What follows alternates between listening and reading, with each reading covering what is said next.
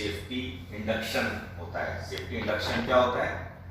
जब कोई नए लोग आते हैं काम के लिए किसी भी प्रोजेक्ट पे या साइट पे, तो उनको सारे सेफ्टी के बारे में, उसके रूल्स रेगुलेशन के बारे में बताना होता है सेफ्टी के। तो उस हवाले से मैंने आप लोगों को बुलाया। तो सबसे पहले जो ना आप लोगों को ये मालूम होना चाहिए कि हम ड्यूटी पे जाएं तो किस तरह जाएंगे, क्या पहन के जाना है सुबह जब।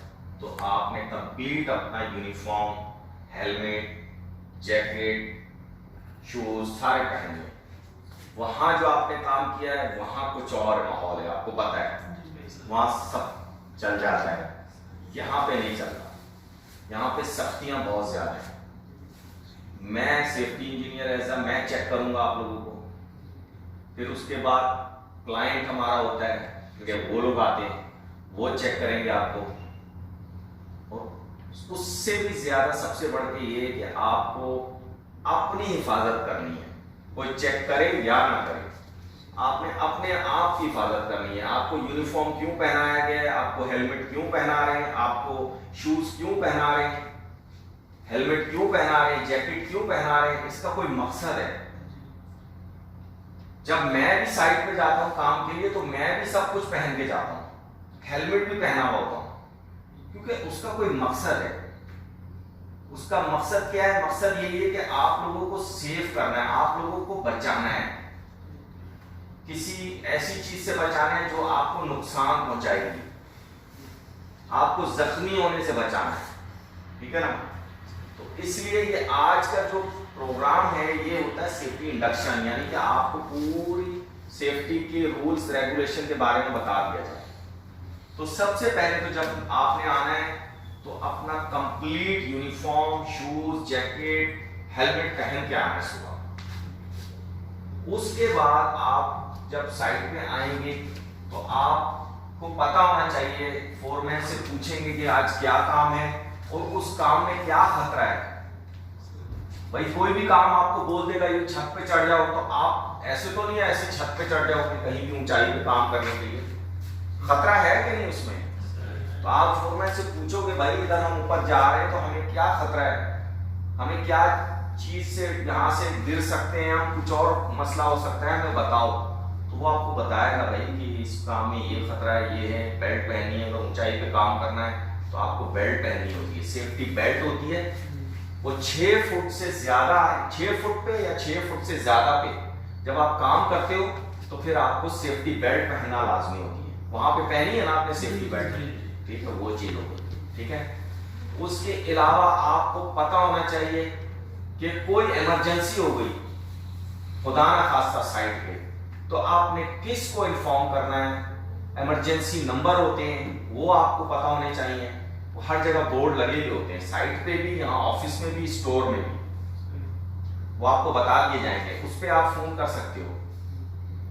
अगर कोई इमरजेंसी हो गई है तो आपको पता होना चाहिए मेल नर्स कौन है, हमारा फर्स्ट एडर कौन है। फर्स्ट एडर कौन होता है? जो आके फौरन अगर आपको जख्मी हो जाता है तो सबसे पहले आके वो आपको चेक करता है और आपको ट्रीट करता है, वो आपको पता होना चाहिए नंबर। इसके अलावा और भी आपको जो इमरजेंसी नंबर है वो पता होने चाहिए, ठीक है ना।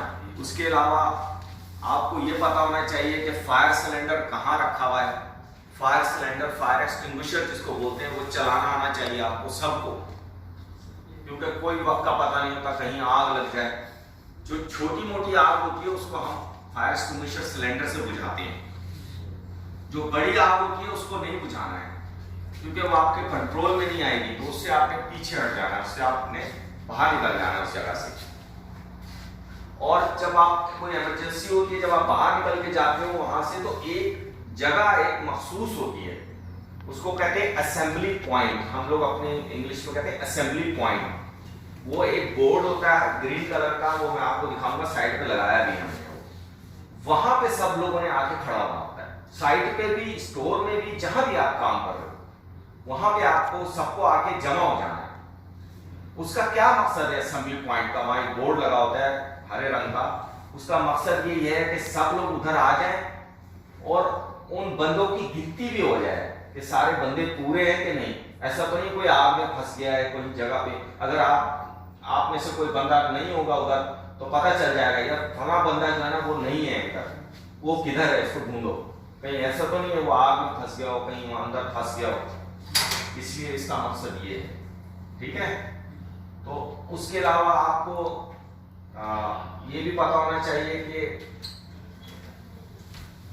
कहाँ पर जो है ना अपने असेंबली पॉइंट है, और फर्स्ट एड बॉक्स रखे होते हैं। जो फर्स्ट एड आपने जो कोई किसी को चोट लग जाए तो एक बॉक्स होता है, उसके अंदर सारी पट्टियां वगैरह सारी चीजें होती हैं, वो आपको पता होनी चाहिए, ताकि आप कोई जख्मी हो तो फौरी तौर पे आप जो है ना वहां से लेके पट्टी लगा लें, कुछ कर सकें, ठीक है ना। इसी तरह से सारे रूल्स रेगुलेशन आपको मालूम होने चाहिए काम के दौरान।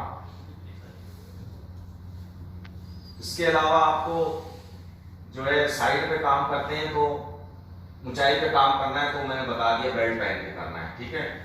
इसके अलावा आपको चश्मा पहनना है, सेफ्टी ग्लास जो होता है वो पहनना है, क्योंकि धूप से भी आंखें खराब होती हैं, धूप के अलावा जो डस्ट जाती है आंखों में। इसके अलावा आप कोई अगर वेल्डिंग वाला काम कर रहे हो या कोई और ऐसा काम कर रहे हो जिसमें आपकी आंखों को प्रॉब्लम हो सकती है, उसके लिए आप जो है चश्मा पहनेंगे। इसी तरह से जो भी आप काम कर रहे हैं ना उसके हिसाब से आपने चीजें पहननी है। वेल्डिंग कर रहे हैं या कोई ऐसी जगह पे काम कर रहे हैं, चश्मा लगाना जरूरी है, वहां चश्मा पहनेंगे आप। ऊंचाई पे काम कर रहे हैं तो बेल्ट होनी चाहिए। वेल्डिंग का काम कर रहे हैं तो वेल्डिंग का यूनिफॉर्म अलग होता है, वो पहनेंगे। इसके अलावा आप फेस मास्क होता है पूरा, वो लगा होता है, शील्ड होती है पूरी फेस की, वो पहन के आप काम करेंगे ऐसी जगह पे जहां पर वेल्डिंग वगैरह करनी है, ताकि आपकी जो है ना शक्ल बची रहे, फेस बचा रहे और आप महफूज रहें। इसी तरह से ये सारे जितने रूल्स रेगुलेशन हैं वो आपको पता होने चाहिए, ठीक है ना। और कोई अगर आपके जहन में कोई बात है, कोई सवाल है तो आप कर सकते हैं, मेरे से पूछ सकते हैं कि भाई अगर आपके जहन में कोई बात हो। नहीं, सब क्लियर है? हाँ, तो अपना सेफ्टी के साथ काम करना है, एहतियात से अपने आप को महफूज रखना है, यानी कि कोशिश करना है कि यार हम जख्मी ना हो, ठीक है ना। जहां भी काम करो ध्यान से, जैसे अभी आप स्टोर में काम कर रहे हो या जब आप साइड पे जाओगे तो वहां क्रेन का काम होता है, तो क्रेन का जो लोड उठाया होता है तो उसके नीचे से कभी नहीं गुजरना चाहिए, क्योंकि कोई भरोसा नहीं होता, किसी वक्त भी वो टूट जाए उसके वो रोप और वो आपके ऊपर गिर जाए जो मटेरियल उठाया होगा क्रेन ने। इसके अलावा फोक लिफ्ट चल रहा होता है स्टोर में, आप काम करते हो तो उसमें भी आपने ध्यान रखना है, क्योंकि फोक लिफ्ट जो है ना वो कभी इधर कभी उधर कभी किधर जा रहा होता है, वो ऐसा ना हो आपको टक्कर मार दे, उससे बचना है, क्रेन से बचना है। जो मशीनें हैं ना जितनी, ये खतरनाक होती हैं हमारे लिए, क्योंकि जो ऑपरेटर होता है, जो ड्राइवर होता है, उसको पता नहीं होता, खास तौर से पीछे जो काम कर रहे होते हैं लोग, उसको नहीं पता होता। तो आपने खुद ध्यान रखना अपना, यार ये मशीन काम कर रही है, फोक लिफ्ट है या क्रेन है, इससे हमें बचना है, उससे दूर रहना है। फोक लिफ्ट है, वो कभी इधर जाएगा कभी उधर जाएगा, आपको खुद बचना है उससे, क्योंकि ऑपरेटर और ड्राइवर जो होता है उसको पीछे का नजर नहीं आता। तो ये चीज है। और इसके अलावा गर्मी आ गई है तो यहाँ पे गर्मी बहुत सख्त होती है, तो बहुत से लोग जो है ना वो बेहोश हो जाते हैं गर्मी की वजह से।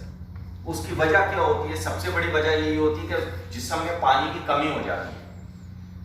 तो आपने हर 20 मिनट के बाद पानी पीना है, एक आधा गिलास या एक कप के बराबर हर 20 मिनट के बाद पानी पीना है। अगर आप ऐसा नहीं करोगे तो आप बेहोश भी हो सकते हो गर्मी से, क्योंकि पानी की जिस्म में कमी हो जाती है। और आपका सारा काम जो है ना वो गर्मी में, धूप में, अगर आप टावर पे चढ़ेंगे तो वहां पर भी आपको पता है कि कितनी गर्मी लगती है शाम को।